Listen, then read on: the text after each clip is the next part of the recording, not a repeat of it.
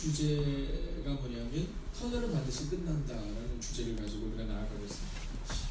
교회 오른쪽에도 여러분이 보시면 현수막이 이렇게 크게 걸려 있거든요. 거기도 뭐라고 써있냐면 터널은 반드시 끝납니다 라고 쓰여 있습니다. 여러분, 우리 가운데 이 동굴과 터널을 분명히 해야 돼요. 저희가 전도지를 나눠줄 때도 과연 어떤 메시지를 선포할 수 있냐. 여러분, 성경은 우리 가운데 그리스도 예수의 부활이 동굴이 아니라 터널이었다라는 사실을 말해줍니다. 여러분, 여인들은 동굴을 향해서 가거든요. 예수님의 죽음이 있는 곳, 예수님의 시체가 있는 곳을 향해서 가거든요. 근데 예수님은 그들에게 동굴을 보여주는 것이 아니라 터널을 보여주세요. 즉 죽음의 끝을, 십자가의 끝을 보여주세요. 여러분, 오늘 여러분의 삶 가운데 내 힘이 아니라 주님 주신 힘으로 동굴이 아니라 터널이 끝난다는 믿음으로 오늘을 살아가시기를 주의 이름으로 축원하겠습니다. 자, 이 고백으로 오늘 살아갈 때 성경은 우리 가운데 그러면 동굴은 끝이 없지만 터널은 반드시 끝난다라는 사실을 믿고 살아가는 우리에게 우리가 어떤 공동체를 만들어야 되는가를 분명히 보여주고 있습니다. 자, 오늘 이 4절의 말씀을 통해 성경은 우리 가운데 세 가지를 증거하고 있는데, 먼저 첫 번째는 뭐냐면 우리라는 단어를 증거해주고 있습니다. 우리. 자, 극단적인 개인주의와 도시 문명이 가져다준 인간성 상실에 대한 문제의식에서 출발한 게 이 모더니즘이라고 우리가 말합니다. 그리고 거기서부터 반대급부도 있지만 그것을 연결하는 게 뭐냐면 포스트 모더니즘이죠. 그러나 사실 개인주의가 잘못됐다라고 말하면서 시작되었지만 여러 가지의 기조가 있지만 그럼에도 불구하고 여전히 우리 가운데는 이 개인주의가 있습니다. 자, 이 개인주의는요 사실 우리를 참 어렵게 합니다. 아이들을 키울 때 이 재미난 게 뭐냐면 아이들이 어느 날 자기의 것을 남에게 줄 때 참 예쁘게 느껴져요. 아이들이 자기의 것을 남에게 나눠줄 때, 아이들이 자기가 힘든 점이 있지만 다른 사람들과 함께 눈물을 흘릴 때, 여러분 그때 우리가 참 기쁨으로 넘쳐나게 되죠. 자, 그런데 아이들은 자기 것을 자기 것이라고 얘기한다고 해서 그게 나쁘다고 얘기할 수 없습니다. 그럴 수 있지라고 말할 수 있죠. 그런데 부모가 만약 내 것을 내 것이라고만 이야기한다면 이건 좀 문제가 있는 겁니다. 여러분, 교회는 늘 성숙한 성도들의 모습입니다. 제가 어저께 뉴스를 하나를 봤는데 참 슬프더라고요. 이 반려견이라고 말하잖아요. 이 강아지라든가 이 고양이들을 요즘에는 이 강아지 호텔도 있더라고요.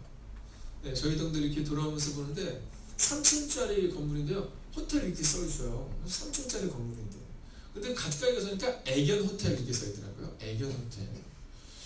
여러분, 사실은 이 반려견을 키우는 분들에게는 이 애견이나 또는 고양이나 이것들이 사실 자기 가족과 같거든요. 근데 요즘에 호텔에 그렇게 버리고 가는 사람이 많답니다. 호텔에다 맡겨놓고 찾아가지 않는다는 거죠. 이건 극단적인 이기주의라고 생각합니다. 애초에 그 고양이나 강아지나 여러분 그것을 받지 말았어야 되는데, 처음에 받을 때는 내가 받아서 내가 사랑을 준다고 해놓고는 나에게 필요가 없을 때 그냥 극단적으로 버리는 거죠. 여러분, 그게 지금 큰 사회적 문제가 되고 있다는 겁니다. 여러분, 만약 우리 가운데 우리 교회가 어떤 교회인가를 생각할 때 여러분 성숙한 자들이 만드는 교회를 만들어야 된다는 겁니다. 여러분, 교회 내에는 어쩔 수 없이 어린아이들과 같은 믿음을 가진 사람이 참 많을 수밖에 없습니다. 여러분, 모두가 다 어린아이들과 같은 모습을 가지고 있다면 그러면 교회가 얼마나 어렵고 얼마나 슬픈 공동체겠어요. 그런데 교회는 우리라는 이 단어를 통해 개인주의를 가지고 살아가는 사람들이 아니라 성숙한 사람들이 교회를 세우고, 성숙한 사람들이 아직 미성숙한 사람들을 세워나가는 공동체가 되어야 한다라는 겁니다. 그래서 오늘 우리는 이 우리라는 단어에 주목하셔야 한다라는 거죠. 자, 이 이기주의는요 이 공동체를 어렵게 하는데, 이스라엘 백성들이 약속의 땅 가나안에 들어가서 처음 만난 성이 여리고 성입니다. 이 여리고 성은 얼마나 큰 성이었냐면 그 성 위에서, 그 성에서 마차 두 대가 지나갈 정도로, 우리로 치면 2차선 왕복이 되어 있을 정도로 거대한 성이었어요. 근데 그에 비해서 아이성은 아주 조그만 성입니다. 자, 이 아이성에서 그런데 이스라엘 백성들은 실패를 맛봐요. 자, 근데 그 실패가 어디로부터 시작되느냐? 물론 첫 번째는 교만입니다. 여러분, 하나님께 묻고 행동하는 것이 아니라 그들이 판단하죠. 야, 2,000~3,000명만 올라도 될 것 같아. 3,000명만 올려보냅니다. 하나님께 묻고 가야 되는데 하나님께 묻지 않고 그 2,000~3,000명 우리의 계획대로 갑니다. 하나님, 우리가 가도 되겠습니까? 물어야 하는데, 지금 우리 가운데 문제가 있습니까? 물어야 하는데 묻지 않아요. 그리고 가는 교만이 있습니다. 자, 그로 인해서 여러분 30명이 넘는 사람들, 약 36명의 사람들이 그곳에서 죽음을 당하게 됩니다. 자, 그제서야 그들이 기도해요. 우리에게 어떤 문제가 있습니까? 근데 하나님께서 제비를 뽑게 하시고 아간의 범죄를 드러나게 하세요. 자, 하나님께서 여리고성을 믿음으로 이기게 하십니다. 여러분, 계획이 아니라 그들 공동체의 믿음. 여러분, 하나님이 가장 주의해야 한다고 우리가 이제 말씀하시는 건 교만인데, 특별히 공동체의 교만인 겁니다. 여러분, 공동체의 교만을 통해서 40년 동안 방해했던 그들에게 이제 하나님께서는 여리고성을 그들의 침묵으로 무너뜨리게 하시거든요. 그리고 이것이 내가 한 일이라는 것을 증거하기 위해서 하나님은 그것을 어떠한 것도 취하지 말라고 말씀하세요. 근데 이 아간이라는 사람이 망한 건데 욕심이 생깁니다. 굉장히 개인적인 이기주의죠. 여러분, 지금 어차피 하나님이 약속했던 가나안을 주시면 그것에서 모두가 행복하게 살아야 하는데 나를 위해서 취합니다. 하나님의 명령을 명령으로 받아들이지 않죠. 여러분, 그뿐이 아닙니다. 회개하지 못해요. 하나님이 말씀하셨음에도 불구하고 제비를 뽑아서 드러나기 전까지는 절대 말하지 않아요. 여러분, 이 일로 인하여서 이스라엘 백성들이 바로 아이성에서 큰 실패를 경험하게 된 것입니다. 여러분, 바벨탑의 사건은 어떻습니까? 여러분, 바벨탑의 사건에서 처음으로 그들이 함께 같은 언어를 가지거든요. 여러분, 성경에 보면 수군수군하는 자, 쑥덕쑥덕하는 자에 대한 조심하라고 늘 말씀하고 있는데요. 여러분, 이 바벨탑의 사건에 와서 그것을 우리가 극명하게 보여주고 있는 겁니다. 자, 모여서는 뭐라 그러냐면 우리의 이름을 높이고 싶을까요? 흩어짐을 면하게 하자는 겁니다. 즉, 하나님 중심이 아니라 우리 중심인데, 이 우리는요, 하나님의 중심되는 우리가 아니라 개인주의적인 우리를 말하고 있는 겁니다. 우리가 흩어지지 않게 하자. 우리가 흩어지지 않게 하자. 그러나 로마서 14장 7절과 8절은 또한 우리 가운데 이렇게 말합니다. 우리 중에 누구든지 자기를 위하여 사는 자가 없고 자기를 위하여 죽는 자도 없도다. 우리가 살아도 주를 위하여 살고 죽어도 주를 위하여 죽나니 그러므로 사나 죽으나 우리가 주의 것이로라. 여러분, 바로 이 우리의 의미를 기억할 수 있어야 한다라는 겁니다. 오늘 이 새벽의 시간, 이 교회에서 여러분 어떤 공동체를 만들어야 되는 것을 고민하지 마십시오. 이 교회에서 나는 어떠한 사람이 될 것인가. 그리고 그렇게 하나님을 따르는 한 사람 한 사람을 통해 하나님은 우리 공동체를, 우리의 교회를, 여러분의 가정을 하나님께서 이끄시는 우리의 가정과 우리의 공동체로 만드실 줄로 믿습니다. 아멘. 근데 그 우리는 나 중심적인, 나를 위한 우리가 아니라, 여러분, 교회가 나를 위해서 필요할 때가 있어요. 어느 때요? 새가족일 때. 그죠? 어린 아이들일 때는, 여러분 아직 신앙이 전혀 없을 때, 예수님에 대해서 잘 모를 때는요, 이 교회가 그들을 위해서 필요하는 겁니다.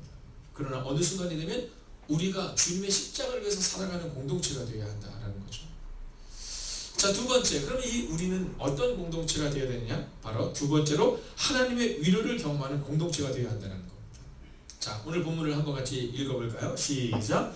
우리의 모든 환난 중에서 우리를 위로하사 우리로 하여금 하나님께 받는 위로로서. 아멘. 여러분, 오늘 우리의 마음 가운데 사랑받는 아이들이 사랑을 줘요. 이렇게 아이들을 보면요, 사랑을 많이 받아본 아이들은 좀 거침이 없어요. 네.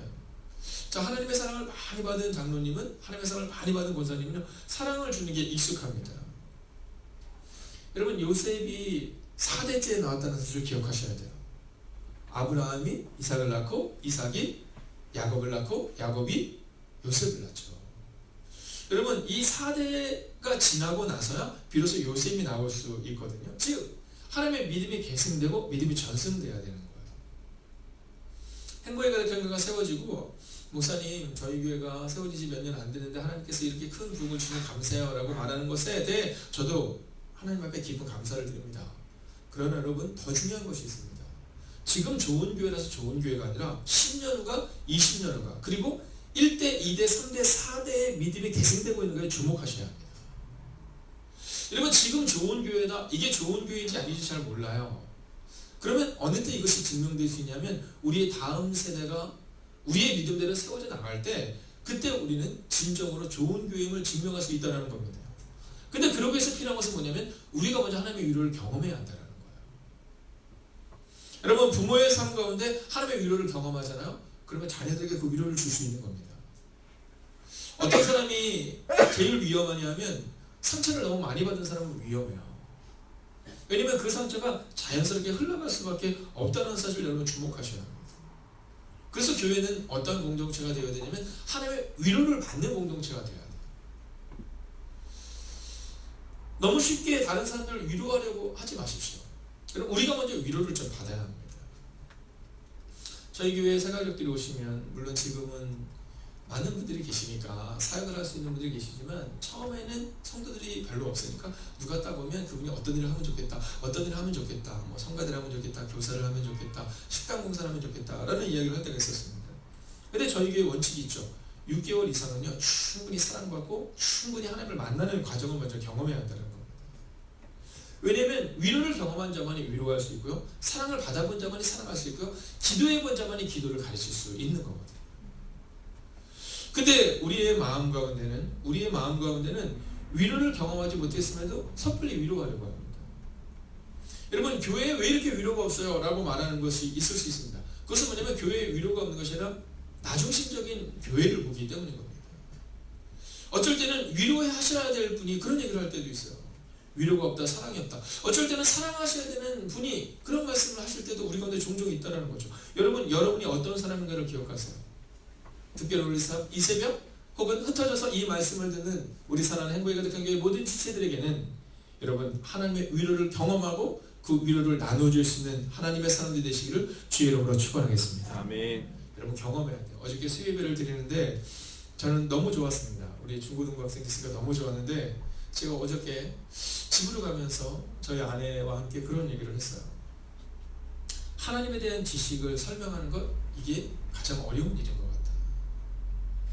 여러분, 하나님에 대해서 말하는 것은 하나님께서 어떤 일을 하셨고 성경이 어떤 일을 있고 성경이 무엇을 기록하고 있다라는 것에 대해서는 말해주고 싶지만 성경을 말하는 것 또는 하나님을 말하는 것은 쉽지 않다는 거죠.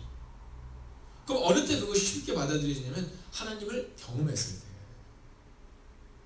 여러분 성경의 말씀이 내게 들려졌을 때, 바로 그때 비로소 우리가 하나님에 대해 알 수 있고 하나님을 알 수 있다라는 것이죠.